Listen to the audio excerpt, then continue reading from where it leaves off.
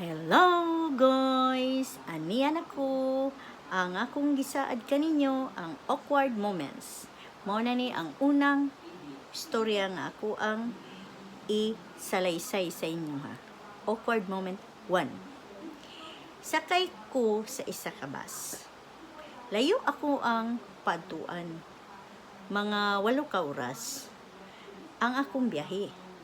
Sa tunga-tunga sa akong biyahe, kayon jud kay ko, di na halos makaya.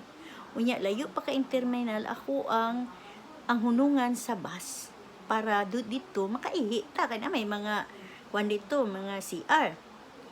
Saon man ako ni? Wala ko'y nahimo kundili niingon ko kadali sa ihunong sa ang bus kay di na gyud ako makaya. Lingi ang mga tao pati ang driver.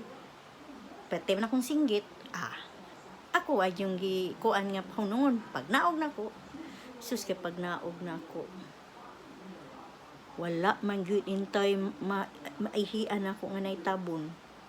Dapli na Mr. Sada, wa po'y kahoy. Unsa akong gibuhat? Kabaw na mo unsa akong gibuhat. Pagbalik na ko, wala gyud nag-imik sa ilatanan. Wala gyud maski na lang og gamayng mga istorya.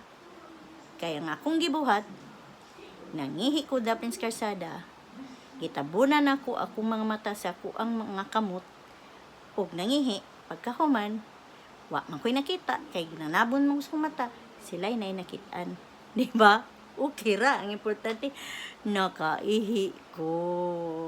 Di ba? Ulaw kay no, pero sige lang, nakaihi man ko, di man lalim, madaot ang akong kidney. Awkward moment. Sige, bye.